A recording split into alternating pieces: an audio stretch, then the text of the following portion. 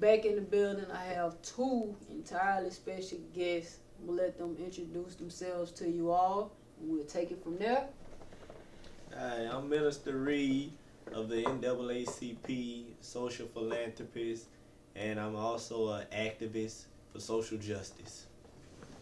I'm Darrell Phillips. I'm a barber in Alexandria, Louisiana, Anointed King Cuts. I also am a activist for youth development. So that's it. All right, so we're gonna dive right in. Okay, so Minister Reed, how old are you? 26 years old. 26, young man, heavily involved in politics. How did you become engaged? I became, it was some years ago. Was just looking at people that was around me, influential people. They was doing great things in politics, and they took me under their wing and started teaching me things about politics, and I took it from there once I became old enough. Okay, cool. So being that you're in the ministry and also involved in politics, how do you balance the two? I put a difference between church and state. I always get people's opinions first, and I get things on politics, but when it comes down to the Word of God, that's how I balance it. You'll know what to do between what the Bible says and what people saying. So that's what makes me be a more better person when it comes to politics and things of that nature. Okay, cool. So how do you feel about people that aren't religious? Everybody have their certain way of life. It's a way of life. That's what make everybody different. Everybody have their certain way of life. I can't tell you that I'm better than you because I believe this way and you don't believe this way. I can't say that. But the only thing I can say is that I believe my way. I believe there's one Lord and Jesus is his name, and you can believe your way and we'll find out in the end. Yeah. You got a point there. So do you find yourself, like, in your profession or in your activism, do you find yourself like having to work with people that's on the opposite end? As an opposite? Like people that's non-religious. All the time, and that's the ones that I really like to work with, because after you see in the end, once you see the Lord shining through me to help you out, it's a certain conversion that comes about, and people start to see not only myself, but it's the God in me. All right, gotcha. All right, there. We go way back, way back. Okay, so we grew up together. Never knew you cut. Mm-hmm. How did you get started cutting hair? Honestly, to make it a long answer short. Growing up in poverty, growing up less fortunate, growing up without the finances to have the award means to go forward and say, hey, it's $10 to get a haircut, get a haircut. No. My cousin by the name of Babel, he takes credit for it today, Veldon Perry. He won't let me live. Say, man, I used to cut your hair, I used to do this. So I was living on Dixie Street in Baylor Heights, and he left his clippers over there. And it was a pair of old walls. I'll never forget. I went to the bathroom and I lined my head up with it, pushed my lined up back, and had to go to school. That typically how I started, and just like anything in life, even now with what you got going on with your movement, when we make mistakes, we learn to correct them. But the only way you can correct anything about yourself is you can acknowledge that you made mistakes. Right. So at that point, I know I made a mistake. How did I correct it? I have to get better, and I had to do it over and over and over. So that what made me pick up, the clippers and begin to start my craftsmanship in barbering. Right. I noticed you draw also. Yeah. So do you think that helped? Absolutely. Being able to draw? Absolutely. And I'm gonna tell you why. Art. Cutting hair is an art. Barbering is an art. Most people think that just cutting hair is cutting hair. Yeah. And you do have some barbers that just cut hair. Right. But the ones that makes the more money, that has a better income when it comes to barbering, is those that are more detailed. And being that I drew early on in elementary and junior high and some high school, drawing and being creative and having an imagination, Having that vision. it makes you more detailed to things of the hair texture, the way that it's going, et cetera, et cetera. You kind of imagine and see things before it actually comes. So it plays a major role, and it also allows me to be separated from a lot of other barbers who just know how to cut hair. Yeah. And it's crazy you said that because I'm a firm believer that we all have gifts. And I remember I used to say, man, I want to cut hair. I'm going to go to school and learn how to cut hair. But I realized, like, that's not my gift. You know what I'm saying? You can go to school and learn how to cut, but I don't think you can go to school and be an actual barber. I think that's just your thing. That's your gift. You got people that can cut. You never went to school for. Yeah. And that is right on. It's a gift, and saying that I always encourage people to understand that, you know, in my belief, just like ministers here, I believe in God, and I believe God gave us all a gift, and that gift is defined through how we find our purpose in life. And with that being said, a gift is what sets you free from working a 9 to 5 all your life. That is the freedom to financial freedom. You know what I mean? Like learning what your gift is. You know, your gifts and your talents. You know, and that's what stewardship's about. When you're speaking on, you know, anything biblical dealing with doing work for the Lord. But that itself is pretty much how, you know, I came about knowing the difference between somebody that's went to school. They do everything by the book. Right. They can't think outside of that. They programmed to do it in an exact certain way. But when you go through what God has given you through the Spirit, you know, and you have the spirit of discernment, then you kind of can take risks. You have faith to take that risk because you know He'll get you through it. And that's how I utilize my gift in the shop. Even when I'm doing a design, haircut I never done, I can do it. You know, it starts with, you know, that faith and natural ability. Yeah, the natural ability, knowing that He gave me this gift. I know He ain't gonna let me down, and it grows, and you learn, and you polish your gift every day. And I promise you, the amount of money that you make will be different too as well. That's right. So, where you are now in life, like coming up your junior high school years, is this where you pictured yourself, or did you have other? No. No one in my whole neighborhood pictured me where I'm at now, and that's the thing about it with me. I came from nothing. I had what you would call in church a generational curse. My father was in jail. My mother was the only one raising me, like other mothers was only raising their children by themselves. And the police officers already had it out for me that I was going to be just like a child in jail. And my family didn't like me. Some of them didn't even want me around because they feel that I was a bad influence. And God changed that one day. I went to church, gave my life over to the Lord, and now I'm doing things that I ain't know that I'll be able to do. And people that was looking down at me while I was in that predicament as a child, they now looking up to me. They're calling me to say a prayer over their loved ones. They're calling me for advice. People, it's true with the Bible that He'll make your enemies your footstool. So I'm glad where the Lord brought me from. Now I know basketball. You was big in basketball. Yeah. Where did that change? As far as coming up, man, we seen you going through college playing ball, possibly going to the league, at least playing overseas, something like professionally doing it. Yeah. So at what point did you decide I'm gonna do something else? That's an interesting topic. Honestly, what changed for me was salvation. And salvation occurred because a crisis occurred, where it was a conflict, where there was a life or death situation for me, to whether be behind bars for life or, you know, get my life together and serve God. And when that happened, you know, when I was met with that darkness in my life, being so carnal-minded, I guess you could say I got scared of Christ. I picked up a prayer book, and at this time I had an offer. I'm playing at Fresno Pacific University, for a ride. You know, they looking at giving me all this extra funding, you know, so, it was looking real bright. But the only thing that I wouldn't pack with me at that time was God. I had no prayer life. I said I believe. I knew God. I did good deeds, but I didn't have God in my heart. I didn't have the Spirit over me.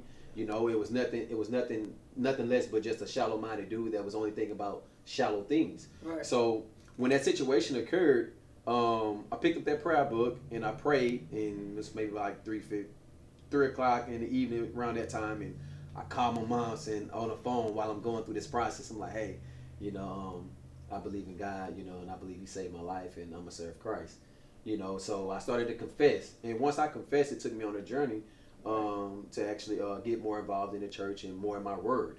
And when I did that, I started to have more discipline in life. And those mistakes that I made, I started to correct those mistakes. I started to move those things to the side. And when that happened, I knew I couldn't do that. I couldn't serve God and be happy and play basketball. And I was at this time I'm 27. You know, statistically, you know that door is actually already closed. Yeah. But so me being a blind dreamer with no direction, no vision, I'm going to forward. leave. Right. But you know, the grace and mercy of God had allowed me to see different. And I prayed to God on my knees. I prayed to God in the front yard, broad daylight. I prayed and I asked Him to close that door. Because all my life, all I knew was basketball. I know. He told me I wasn't going nowhere in basketball. We was fighting. You know, and to see God remove that and implement the things that I have now is nothing more than a blessing. I wouldn't trade it for nothing in the world. Right. Because I wouldn't be in the position I am now. Wouldn't be who you are. At all. Right. Lost. That was the only time you cut your hair too, was it? Actually, they were saying I cut my hair. Yeah, I did have long hair. Yep. You know, it's crazy because like we having this conversation now, and I remember like, man, the crazy thing about it, when we make these changes and these transformations, like you said, how you stereotype, you knew where you were headed. We know I was doing what they would call trap music or gangster music or whatever. But when we start to make those transformations in our lives, the people in our community or within our own family, they think you're losing your mind. Yeah. You know what I'm saying? Because they don't understand you have to shed that old skin. Absolutely. And sometimes that means doing away with people that's close to you because they're not heading in the same direction. Yes. And people don't Yes. understand Yes. that they fear you though. I really think it'd be more so they fearing you because they can't read you. Mm-hmm. You know, People fear what they don't understand. Absolutely. Right. Yeah. I remember that though. I remember when you cut your hair, man. You know, everybody, man, yeah, long braid. You know what I'm saying? Everybody, man, damn, cut his hair. And the crazy part about this, all a lot of people seen. They didn't see the growth, the change. Yeah. You know what I'm saying? It was definitely, I would say, an overnight change. I grew so fast in the word, and I dedicated so much time to Him it caused a conflict in my personal life with my significant other and even people that was close to me. Right. You know, because ideally those people don't understand when you have a certain love and calling in Christ and for God, like it's totally different. Definitely. But me cutting my hair, it was a changing of who I was. That identity I wanted to be gone. Right. And because that's what everybody knew you by. And to be honest, and I got a low haircut now, even though I got my hat on. And I'm more humble this way, to be honest. When I grow my hair, it seems like that same guy starts to creep back up into my now life. And it may sound weird to some people, but I try to stick to this and try to go forward this way. But it's definitely a daily walk, and it's a daily thing where you got to take that cross up daily and move forward. So this will be a question for both of you. What was some of the hardest things you had to overcome, or stuff you had to deal with, whether it was from family or friends, like when you made that transformation? What are some of the hardest things you dealt with? With that, you just said it. People. You got to deal with the people that's trying to kill your vibe, those who trying to kill where you're going in the future, trying to kill your vision. Just dealing with that. And once you just, remove those people out your life and stay focused with the vision that the Lord gave you, it don't matter who come around. Your haters could come, your enemy could come. You just blocking them and keep going on. Definitely. And I have to agree with him. It was with me. I was dealing with being incarcerated. So to turn my life around at the pinnacle of the world saying, he's this, he's that, right. And it's no way he could be that. To deal with that daily, to shun that away every day. I wake up and try to walk in newness and hear the echoes of people, accusers, and certain blasphemies that I had to deal with according because I was serving God at the level that I was serving God on so fast. With the enemy using this platform here to say, look, this guy's not that guy. Right. You know, I got this thing stuck on me. You know, but honestly, like I was so optimistic about it to where, like he said, you know, just getting up and just moving out of the way of those people, but using that being fervent in that prayer and saying, you know, the Lord will make the enemy your footstool. That, you know, he'll hide me in the tabernacle, his pavilion. Yeah. You know, he and believing it, he'll hold me in his, like I used to repeat these prayers every day. Right. You know, he would uphold me in his righteous right hand. You know, and those things allow me to focus more on God and let God deal with those things that I could not change. Wasn't strong enough, yeah.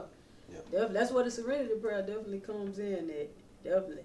So, being that you dealt with the situation you had to deal with, and you've been incarcerated, and man, you was looking at, you know, serious stuff. Like, what type of advice would you give to someone that's watching this and could be in that very same position, or maybe heading in that direction?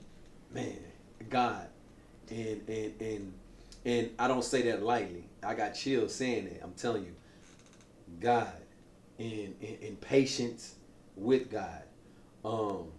When I mean, it's like I can't even right now. I'm just thinking about it because I knew God was the one that did it. Right. When I tell you, I was under so much scrutiny with the judge, with my family. Go get a lawyer. Go get a lawyer. Go get a lawyer. And nah, y'all got me reading His word. You know, if this is who He say He is and His word is true, then I'ma stand on it. Right.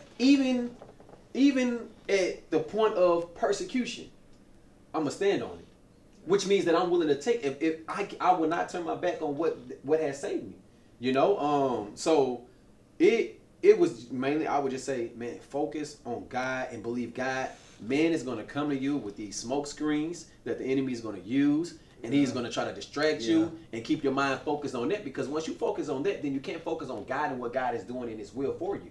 Right. You know, so therefore you get off course with your thinking, with your prayer, with your fasting.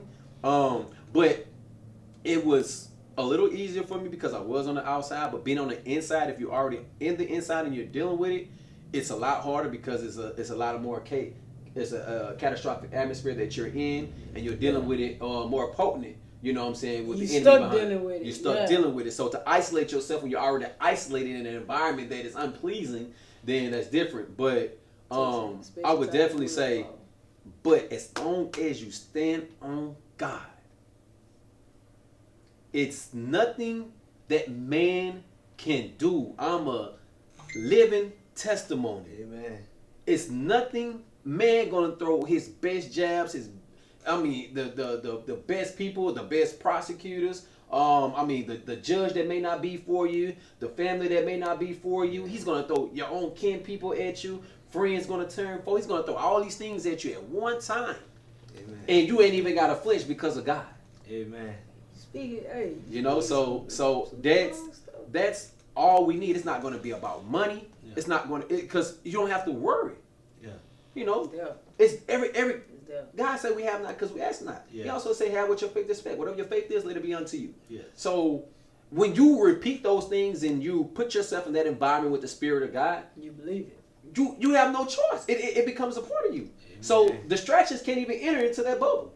You know what I'm saying? Your thing is not to indulge in the things that are going wrong that doesn't not equal up to where you're trying to go. What God already done saved you from. Because God is not going to save something that's already rotten and ruined. Yeah. Right. He can't do anything with it. He can't utilize that for His kingdom. Yeah. So, God. And that's simple as that. If you stand on God, it's nothing or no one can stand in front of you. If that is your belief and it has shown in your life that it's evidence that God is who He is. Like with me, I'm spiritual. And some people take that the wrong way. I believe in God. I believe there's a higher power. But it's a lot of things I feel like religion has twisted. And I feel like a lot of people take religion and shape it around their own lifestyle. Yeah. You know what I'm saying? Like pretty much most religious people, that's what they do. They shape religion around their own lifestyle. I feel like spiritual people, everything we do it from the heart. We do it sincerely. You know, you catch a lot of people that's religious and they doing this. If they do it, they're going to say, oh, I'm doing this because I don't want to go to hell. Or I'm doing this because the Bible says do this.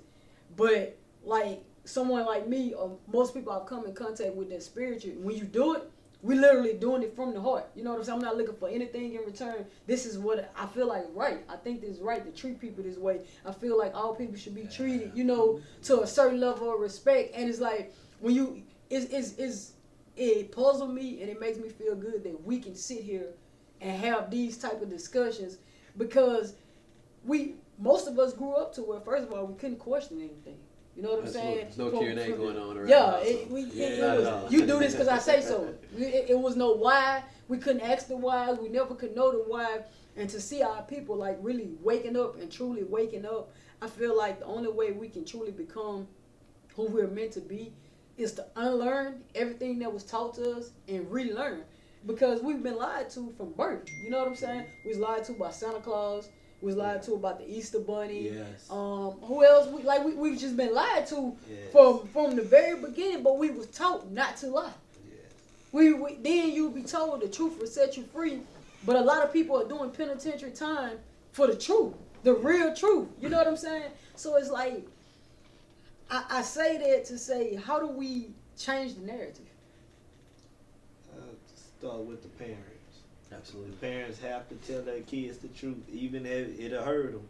Tell them that it ain't no Santa Claus. Mm-hmm. It ain't no man flying across thousands of billions of people's houses in one night. Because when you say that, you taking the place of God, because God is the only one who could provide, be everywhere at one time. Mm-hmm. And tell them about the Easter Bunny. Ain't no laying an egg. Ain't no Easter Bunny lay no eggs. Mm-hmm. And just tell them the truth. And once you tell them the truth, they ain't gonna see it right then that it's good. But down the line, my mom and daddy, they already told me the truth. If they ain't lied to me then, they ain't gonna lie to me now. Yeah. And that builds up trust between the kids and the parents. Absolutely. Like you said, you tell them about the Santa Claus and the Easter Bunny, you lied to them, they gonna feel like you gonna lie to them when they get older. Right. And not only that, to piggyback off that, they're gonna carry that same tradition. Bingo. You know, they're gonna carry that same tradition and say, well, my parents did it. You know, I'm the grow out of it. But here's the stigma and the stain on that is because you're stuck with doing things that 9 times out of 10 come from where we come from. You can't afford. Yeah. You know, you can't afford. And you're giving us false hope. So therefore, that turns into what? A behavior. Yes. You know? Yes. So when, you know, you have someone like myself, because I've experienced, I'm pretty sure you guys experienced it. Yeah. Santa Claus coming, you know, okay. Yeah. So if Santa Claus is coming, this is before I even know about God. You know, my mom didn't have a open verbal commitment to God in our house. We didn't worship like that. So, you know, when you say, okay, Santa Claus coming to do X, Y, and Z, well, man, we ain't even got no Christmas tree. Yeah. And the fact is, if we did have a Christmas tree, we can't turn the lights on because the lights here are off. Come on now. You know what I mean? Right. So I now at that age, we didn't have no chimney. We didn't have no chimney. Yeah. You know, and you come. And we're not gonna get off track because I was gonna say something. But what I'm saying is, when you start to see those things as a child, now what the parent forgets is that we're understanding logic. We just can't comprehend it to where we can give it back to you. Yeah. You know, so therefore we stuck with. We're been forced. Our parents forced that on us. Yeah. Right. You know, like you said, we didn't have our opportunity to question anything. You know, so when the gifts didn't come and I'm sitting in front of my mom's living room. You know, it's cold because we don't have no heat, and then I just got a sorted bucket of popcorn from Walmart. But I had all this big old lift, and I tried to change my conduct, and he never came. So why would I take that same experience and pass that down? Yeah. You know, taking out loans, doing X, Y, and Z to please for one day. Yeah, to please something that is not real. Yeah. You know, and I feel like you say, that's just an example that I feel like we're using to say that starts with the change that we have to make in order if we want to see difference, because I'm telling you, it turns into behavior. Yeah. I was a child that turned into behavior. Yeah. I fought every day. You know, I made bad grades, I just, I was very rebellious. You don't really know how to express that. You a kid. Yeah. We we don't. But think about it, if I didn't have a mother that was firm, of course, a lot of us come from single parent households. Yeah. Stating that the father was not there, but the mother was. Just think about my mom wasn't, as strong as she was, being that she worked all the time, so we was pretty much raising ourselves most of the time. We didn't know it. But think about if she wasn't that firm, like some of the parents are today, and I have a behavior because I can't get what I want, and people in my peers are not accepting me now. Yeah. So I turn into a behavior, and then guess what? I turn to the streets. I turn to drugs. I either a drug user or a drug dealer, right. You know, or alcohol, you know, or just, you know, verbal abuse, physical abuse, you know, domestic violence. There's so much out there that the enemy have in that basket in the streets to where he say, well, pick what you want because I'm gonna give it to you. And I attach myself to that like it's love, and then I have the outcome of what? Spending life in jail, being incarcerated, injustice, et cetera, et cetera. So definitely, it starts with small things like the minister said. It starts with that first. Like small things have to change first inside the household. So therefore, when we walk out, we're a reflection of that, and not what's outside of a reflection what we're going into. You're right, too. You're right. I agree. I totally agree. And it's like goes back to what we were saying earlier. Some things is very logical, or we think is logical, and people miss it. Mm-hmm. People miss it. It's like, I'm glad y'all tapped into a few things that I want to circle back to. You mentioned fasting earlier. Mm-hmm. How important is fasting in your life? Man, break it down. Look, let me tell you this. I'm gonna give you an experience, and because I don't think all people understand the power of fasting. All right, so I'm gonna tell you. For those that just want to look at, you know, the logical thing behind fasting and not just really see the spiritual or understand it. Man, first and foremost, you're gonna clean your system out. All right, any filth that is inside your body is gonna wash away. Yeah. But the most important thing about fasting is that you get so connected to God. Yeah. To the smallest thing that used to please you or disgust you on eyesight. Yeah. And believe it or not, it's not enough of that going on. You know, and sometimes I don't do it enough. And sometimes I go away from it. But I'm fasting. Let me tell y'all something. The first fast I did a 21-day Daniel fast. Yes. All right. And at this time, you know, I don't have a job. I don't have nothing but this Bible. Yeah. Right. That I'm barely understanding a whole lot of praying. You got to be a beast for that. Right. And you got to break down the Daniel fast. It's 21 days. The way I did the Daniel fast, I only did crackers and vegetables and water for 21 days. That's all I did. And the last week, all I drank was water. But the Bible says that man should not eat, you know, go by bread, but you know what I'm saying, live by how's it go? Man should not live by bread alone, but by every word that proceeded out of the mouth of God. Yes, sir. So with that being said, I challenged that, right? Yeah. So I was like, if that's true, you know, let me see what this water is going to do. Yeah. Right? Most people say, man, they do the same. For 7 days, you know, I just drank water and I didn't leave my room. And when I tell you, it felt like I could touch the presence of God. Right. Yeah. My conscience was clear. The things that, like you say, we gotta forget everything that we've learned and relearn new things.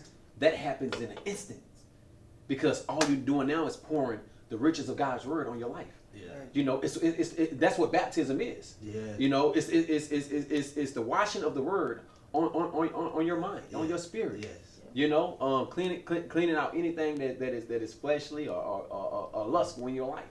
And that's what the fast, that's for me, that's what I experienced with the fast. But I'll tell you, man, you want to know how, if God's real, do your fast. But, you know, that's why you say the race is not for the swift nor the strong, but for those that can endure. You have to be willing to, and that's what I love about God, because he's a reflection of who you are. Yes. You know, if you believe, in order to believe in God, you got to be a person that's willing to persevere. Yeah. Right. You know what I mean? Right. You got to have perseverance, because you're going to be challenged. Yeah. You know, and it can break you down to a point where you say, man, this can't be somebody I believe. I can't reach out and touch it. I can't, you know, but for me, you know, it's a vital thing that you need to do when you're a true worshiper and believer in God's, especially when you're dealing with different spirits and different people and different walks and facets of life. So absolutely. What about you?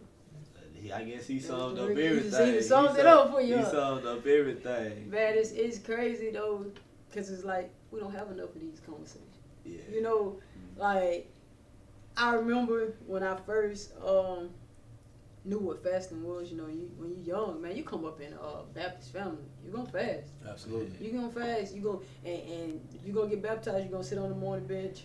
You know, I supposed to watch, TV. You're not about to listen to no music. Like you literally about to pray. You know what I'm saying? But what I did was like once I got older and started like getting in tune with my spiritual side, what fasting taught me was discipline. Like to me, that was like the most important thing because people think fasting is only about food. Like I'm not gonna eat this, that, and the other. But you can fast in so many different ways, so many levels. It's like really ridding your body and your life of negative things. You know what I'm saying? Like literally, I remember I used to think I couldn't go without TV. Once you do it, it's nothing. You know what I'm saying? Like you realize, man, this is not even important. It's not important. I used to think I couldn't ride down the highway without music. There you go. You know what I'm talking about music up loud. Now it's like it like you say, it bothers me. You know what I'm saying? Like it's because if it's not positive, if it's not helping you grow, there's no need for it. Like it's no room for it. It's attachment that's actually keeping you from growth. Right. It's keeping you stagnant. It's keeping you stuck in the same mode that you've been trying to get out of your whole life. Everything around you is pretty much something of guile. So I definitely agree. You say riding down, trying to find that track. I love Nipsey Hussle, so I listen to Nipsey Hussle all the time, and especially when I'm coming from Houston or somewhere. But to be able to sit, plug your phone in, and say, audio, play the Bible. I'm in chapter Luke. I go to I go to Ephesians, etc. And it's just whipping for 2.5, 3 hours. Yeah. And then after that, I turn it off and just soak and let it meditate. Yeah. And the thing that I've learned with fasting, because that in itself is a fast and that's time of devotion. I've learned that God give us so much throughout the day because of past prayers from our ancestors, our grandparents, and our own prayers. No prayer goes unanswered. The thing is, we get so busy in life, too, when God's trying to answer it, we moving out of the way. You know what I'm saying? It's like you're moving too fast. You can't sit still, and when because you're going every direction except the direction you prayed about. And when you sit still long enough and allow God to just and meditate and just let Him just shower down on you, and I'm telling you, get things Jews that'll make you a millionaire. It make you you'll be an overnight sensation editor. You know what I'm saying? Producer. Filmmaker. God give us these things daily. Yes. How do you think inventions are created? But because we get so busy in our own life and our own will, we forget about what we prayed about, God's will, God's purpose for us, and do everything else, and then we get caught up with, boom, oh man, you heard about what happened with that? Man, you looking at life and jail, this, that, and the third happened. Yeah. Ignore it. Boom. Either that or we all have a biological clock and then we run out of time. Yeah. People think they have time. You always feel like you have time, and it's not the case. It's not the case. It's not the Moments case. like these, you didn't even let me know you was coming. Well, today you didn't let me know you was coming, so I was just like, you was like, nah, I didn't tell you. I was like, cool, but think about if I would have really allowed that to get away from me. It's like, look, T, having this. Yeah, I gotta go. And mind you, I'm always in the shop till sometimes 10, 11 o'clock at night, minister. So look, I'd be like, nah, I'm going about my business. This wouldn't have happened. I just made a new connection with a brother that I knew nothing about. This man come from a different walk of life than you, and you meet him way on this side, and he walks right in here to me. But see, that's how God moves when we stay still. Yeah. Right. Amen. It's that swift. Right. She then the person you have this movie behind, she's able to hear and see God witness and say, hey, look, don't worry about it. I got somebody down there that can take care of that. And we've been hopping around doing all this work in every direction, and then the obedience of the Spirit of God would just bring somebody, it'll fall in your lap every time. Right, too. But guess why that happens? Because you have an open heart and spirit for God. You're a disciple. Stuttering. You when you become a disciple for Christ and you're pointed to others' life, God, it's a revolving door of blessings, and it's not always monetary. It's not always physical. It's not always something natural, but something supernatural. Yes. So. And it's crazy you said that because I remember my auntie broke it down to me like, I remember she used to always say like, man, my daddy was a part of the ministry, and I couldn't really grasp it because I lost my father to drugs. You know what I'm saying? Once I became a teenager, I knew my father was on drugs, but that's still my hero. You know what I'm saying? You never knew that. Nope, All my homies yeah, that went there, man, that's who came to every school meeting or whatever I had. That's who was there. Yeah. None of my friends knew that. But when she kept saying that, like she had to explain it to me, like there's different ministries. You know what I'm saying? And my father was part of the ministry of giving. Like my daddy didn't let a stray cat, dog, nobody go without eating. You know what I'm saying? Even if we down to our last, like that dog is gonna eat. That's outside. That cat is gonna eat. That's so that powerful. other drug fiend is gonna eat. You know what I'm saying? Didn't understand it, but as I get older now, I understand. Like it's in me. It's in me. My bank account can be so large right now, but I give. I give without you know what I'm saying, thinking twice about it, cause it's in me. It's been times where people have betrayed me, and I told myself like, man, I ain't doing that no more, man. Forget it. I'm trying to make myself turn evil. Not in me. You know what I'm saying? So, like, you make a valid point, man. When it's in you, it's in you. Yeah. But I think a lot of people end up in bad situations because they try to run from it. Absolutely. Yeah. What's funny is like your movement, preach from home. It's an awareness that people need to be, you know, conscious of and alerted about. You know, with that being said, you had asked the question to the minister that you know, what made him change, or you know, how did he get people to you know, accept him on his walk? That for me was different because I was super cool, you know, I could fight good, you know, granted. I was a light-skinned young man, and I had a way with words, and I played basketball really good for my time, and so I'm cool, right? It's nothing for people to accept to entertain somebody that's cool, right? But somebody that we consider a lame, no offense, for an example, you know, right. or somebody, you know, we overlook it. Right. Yeah, the outcast. We're overlooked that all day, not knowing this man has been empowered with so much things that can benefit me at the in the prime of my coolness, right? Right. So I say that to say, you know, moving like preach out from home. I do the same thing that where you want now. How we make this aware, how we get more conversations like this, is by letting people know it's okay to be different. Right. You know. Being you is what makes you unique. Ooh. Being you is what makes you pure. You know, being you is what makes you a leader. Yeah. The cool kid is I'm a follower. You know, I'm fitting in. Yeah, I got a reputation. I got to hold up. I'm already a robot. I don't know it. I got to move to the beat of what people want and what people saying is cool and what's popping and what's hot. And this man over here free as a bird. Right. He got more money. Himself. He got more money. He got more happiness. He got less stress. And this happened, I mean, from probably junior high all the way through high school and all the way to college. Doesn't matter because you're on your platform to do whatever you're going to be great at anyway. But those period pointed out lives is definitely, you know, high school where you transform and you kind of find out more who you are and what direction you're going. But that's my point, is to stop, you know, isolating people because they look different, dress different. They look different, they dress different, and they're not walking according to how you walk and accept the things that you accept. But I do that now to show kids like, man, you know, be famous, man. What do you mean be famous? You know, practicing the change that you want to be. Right. You know, stop following everybody else. It's okay. I go sit down and lunch with him, but when everybody else came, I got to get up and go instead of enjoying that moment. Yeah. Right. You know, like you say, always doing good deeds, but that's the thing. If we want to have more moments like this, we gotta be more welcoming to things that doesn't look, act, dress, and talk like us. You know, you said a mouthful. You know what I'm saying? And if I had been a stand-up person then and did it more boldly when I was in high school, then maybe I wouldn't have had to go through so much just so God can get my attention. Right. Just so I can be where I'm at now. You know, you, me, minister, and a lot of other people that we know.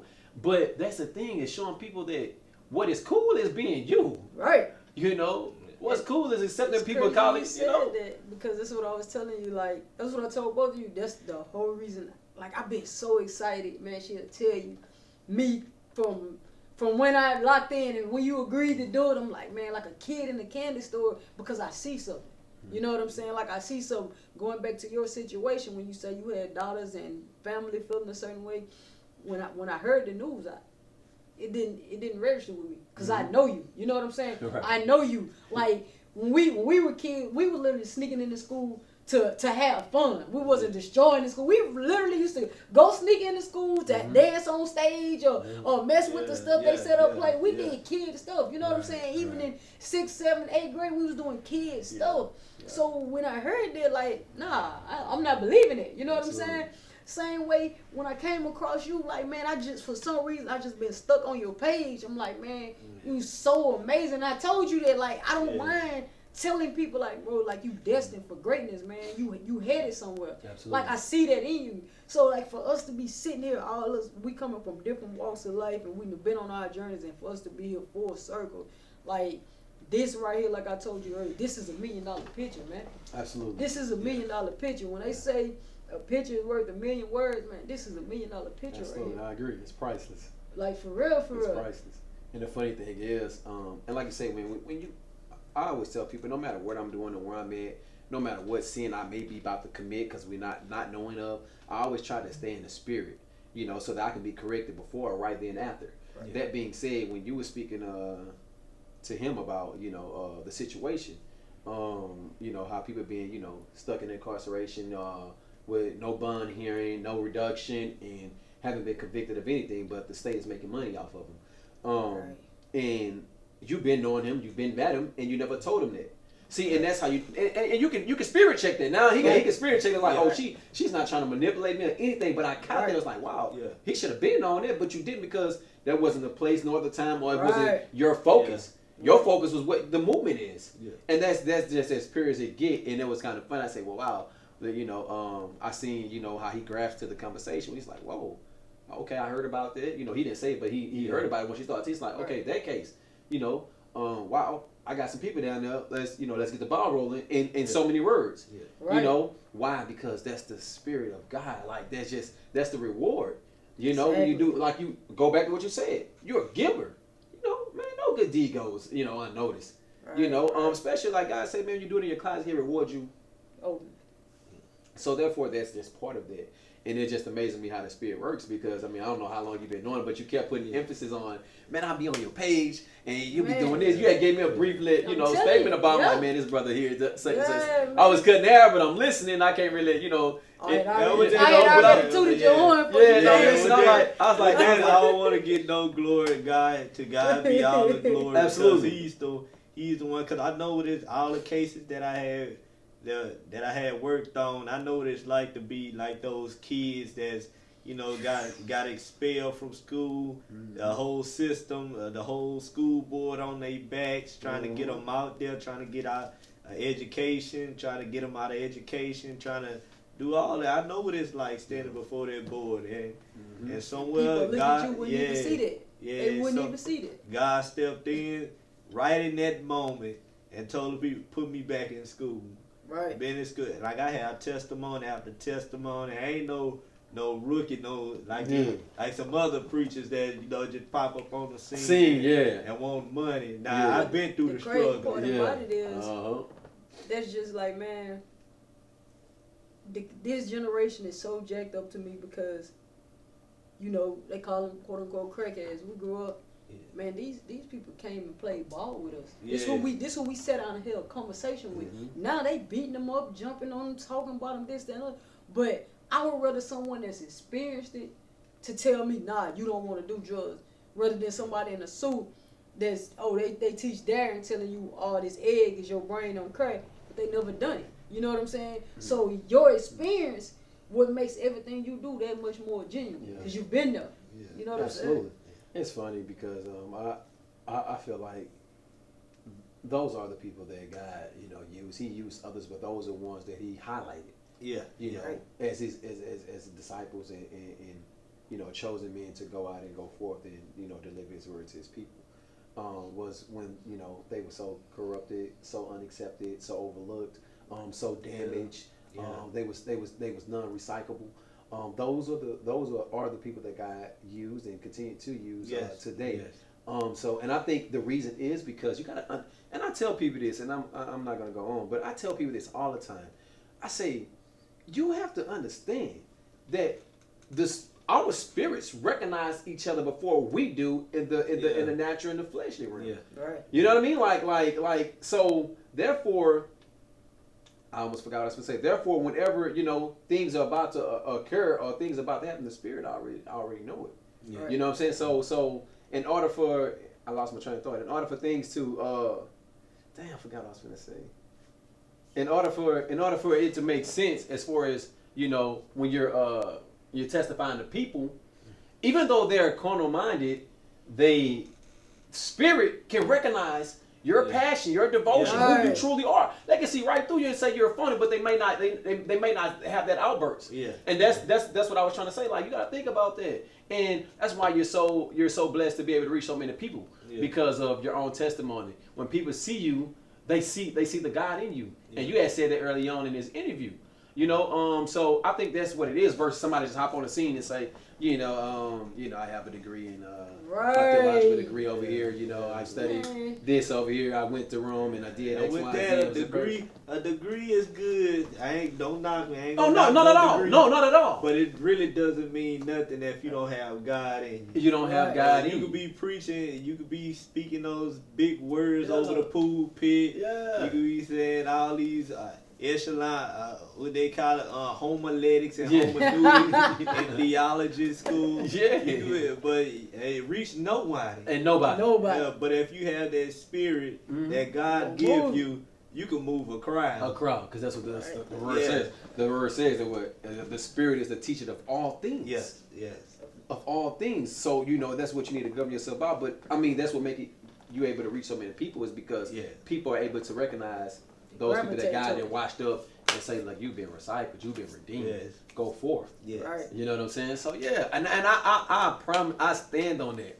Because I a complete stranger. When the Lord allows me to open up my mouth and speak, they gravitate. They stuck. And you're able to recognize that because of the Spirit, and you can, now I got you hooked. Or you're able to say, I'm going to say something about the Word of God, and if He doesn't move him, I understand that it's time for me to just move forward. I was just watering. Right. That was my season to water, and move forward. But the Spirit will bring it back to that, brother, and it'll go forth as it should. But you're not able to you won't be able to recognize those things unless you've really been called and chosen, for real. The chosen ones. Because believe it or not, and man, I have a pet peeve about it. I honestly, and a lot of people, they give me backlash because I put a lot of pressure on pastors and ministers and and even deacons and deaconess. When you're when you're a vessel, a chosen vessel over God's people, man, you got a calling. That thing ain't that's for a time. Right. Like you can't take that off. I always say that preaching is the most dangerous. It's the most dangerous job in the world. Yeah. Because you ain't dealing with only the body. There You're dealing with the soul. There you go. And when you deal with that, it just don't stop when you die. You got to answer for what you told them people that in front of God. Right. So now that we on that subject, this brings me to another question. So, do you feel like, being that you are a minister, do you feel like people can have that spiritual connection with God and not attend church? You can, but you still have to go to church, not only just because you have to, but the Bible says, forsake not the assembly. And I'm not even talking about a building, because right now a church could be outside the building as long as you have 2 or 3 and gathered in His name. A church, the building is just, it's a temple. Yeah, it's a temple. It's good to go to when it's raining, when it's cold. There you go. It's good. It's good. I ain't gonna tell everybody, leave the church. But the church is good, but the church is us. We are the church. We are the church. The body of Christ. And wherever the Spirit is, there's liberty. And the churches in for me. They start putting these ATMs and these 35. But it does. It's a business. It is. And granted, everything that we do is a business. So I don't take away from that. There is some upside to that. Yeah. Because today's time people don't carry cash. But other people have their own motives behind it. But I don't get stuck on that as much as I get stuck on the fact that, okay, we go to his church. He has his own beautiful church. 3 floors. Boom, he cutting up. He's big time. He prime time. But his people start. And he's reaching those people every Sunday. Reaching those people. Yeah. He do a fantastic job. People are getting saved. People getting baptized, etc., etc., etc. Inside the church. But whenever he leaves outside of their church, for an example, his members leave. The violence, crime rate is still high. Drug addiction is still high. People being homeless is the statistics on that is still high. So, what purpose is he serving, preaching, and teaching saved people? You can't get no more saved. I like that. You know what I mean? So if you've been reached, and I had to correct myself on it because I used to put pressure on pastors, but guess what? It's the congregation as well. Right. They spoiled, they became unable, and they want him to do everything, and he can't do everything. And you gotta go ye out. And when that happens, then that's when this begins to get highlighted. That's when this is where people are more alerted. Like, okay, that's when violence goes down.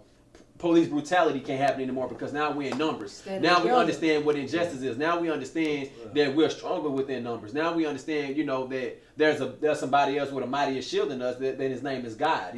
So when you start to take the church outside of the 4 walls and put it outside, being a witness, and being a witness, guess what? It's actually it makes you more free.